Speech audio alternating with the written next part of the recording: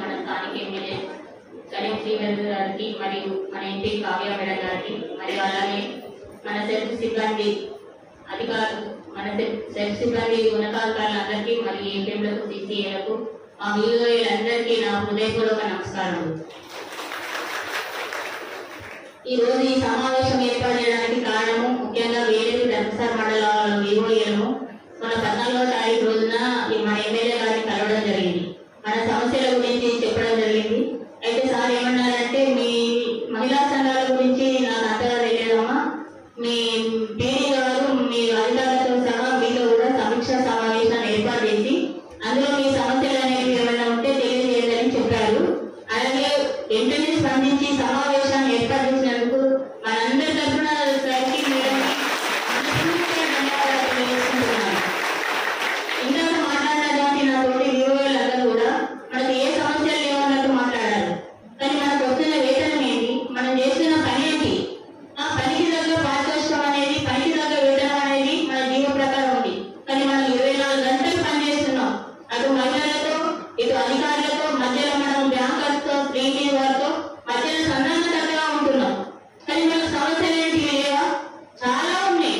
ఆరోగ్యాలు క్షీణిస్తున్నాయి. తినడానికి కూడా టైం దొరకట్లేదు. ఒక్కొక్క టైంలో పిల్లలు వచ్చి అమ్మ అన్నం పెట్టాలంటే కూడా ఎవరా పెట్టుకోకో నాకు పని ఉంది అని మాట మన నుండి వస్తుంది. కానీ సమస్యలు ఏదైనా మాట్లాడుతున్నారు. ఈరోజు మన సమస్య ఏదైనా ఉన్నదంటే మన సాధ్యత తెలియజేస్తే వెంటనే స్పందించాలని ఆలోచన మనకు కలగలేదు. మనం అనుకుంటున్నాం స్థానిక సంస్థల ఎలక్షన్స్ వస్తున్నాయి కదా, దానికోసం ఈ మీటింగ్ ఏర్పాటు చేశారేమో అని కొంతమంది తెలియని వాళ్ళు అనుకుంటున్నారు.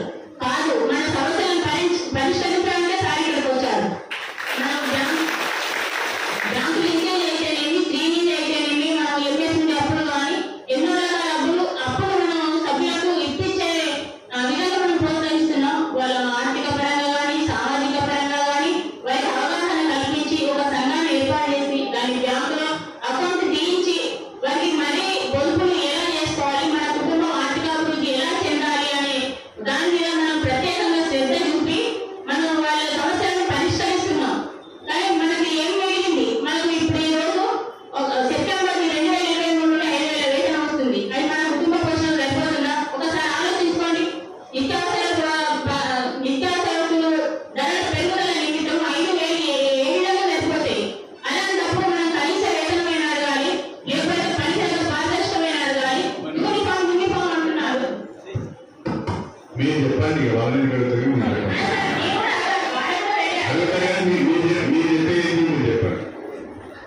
మనం బ్యాంకులకే ఇప్పిస్తున్నాం. దాంట్లో 0.3 కమిషన్ అంటున్నారు. కొందరు తీసుకుంటున్నారు, కొందరు తీసుకోవట్లేదు. కొందరు వివోలలో కూడా జీతం లేకుండా పనిచేసే వాళ్ళు ఉన్నారు. ఎందుకంటే ఆదాయం లేదు, అక్కడ రూపాయి లేదు. గవర్నమెంట్ నుంచి వచ్చి 5,000 సరిపెట్టుకుంటున్నారు. 5,000 అనేది కూడా నెలకు రావట్లేదు. 2-3 నెలలకు ఒకసారి ఇలా వస్తున్నాయి. దాన్ని తీసుకోవడానికి కూడా మనం ఇబ్బంది పెడుతున్నాం. ఎందుకు? మీరు పని పూర్తిగా కంప్లీట్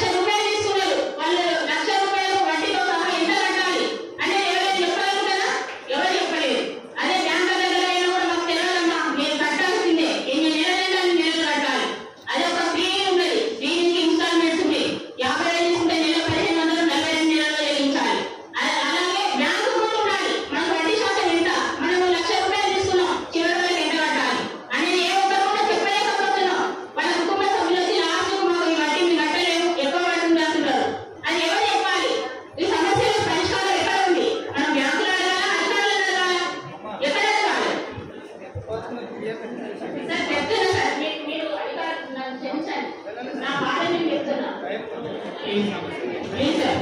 సార్ మాకు కనీస ఇష్యూస్ చెప్పండి, ఇష్యూ చెప్పండి. సార్ సమస్యలు ఉన్నాయి సార్, చాలా ఉన్నాయి. నేను ప్రతిరోజు సమస్యలు ఎదుర్కొంటూనే ఉంటున్నాను సార్. సంఘంలో సంఘ సభ్యులతో అప్పులు ఒప్పించాలి, వాళ్ళతో కట్టించాలి సార్. కట్టించే క్రమంలో చాలా ఇబ్బందులు పడుతున్నాం సార్ మేము. అంటే సార్ మీరు ఇంకా ఇంతకుముందు చాలా చాలా మాట్లాడాలని ఉంది, కానీ క్షమించండి, మాట్లాడకపోతున్నా, మధ్యలో డిస్టర్బెన్స్ వస్తుంది, క్షమించండి సార్. మాకు కనీస వేతనం కల్పించండి, లేకపోతే మేము ఒక 10,000 మేము ఇష్టమైన కంటే సార్. నేను చెప్తున్నా ఖచ్చితంగా ఇష్టపడకు మాకు తేడా లేవు. ఎందుకంటే లోన్ ఇప్పిస్తున్నాం, 10 రూపాయలు ఆశిస్తున్నాం, దాంట్లో రూపాయలు ఇచ్చేది 10 రూపాయలు ఇస్తున్నాం పెట్టేస్తున్నారు. అధికారుల దృష్టిలో కూడా మేము చెడ్డవాళ్ళ, మీకు సంఘ సభ్యుల దృష్టిలో చెడ్డవాళ్ళ అయిపోతున్నాం సార్. మాకు అలాంటి పరిస్థితి మనకు వద్దు. మనకు రూపాయలు చేయడం అనుకునే స్థితి వద్దు. మనకు గౌరవమైన హోదా కావాలి. దానికోసం మీరు మనందరం ఒకటిగా ఉండాలి. అది యూనిఫామ్ అంటే మీరు మాకు యూనిఫామ్ కావాలని అడగడం కాదు, మన అందరం ఐక్యత ఉండడమే యూనిఫామ్ సార్. నమస్తే సార్. అందరికీ నమస్కారం. ఈ వేదిక అలంకరించిన పెద్దలందరికీ నమస్కారం. ఈరోజు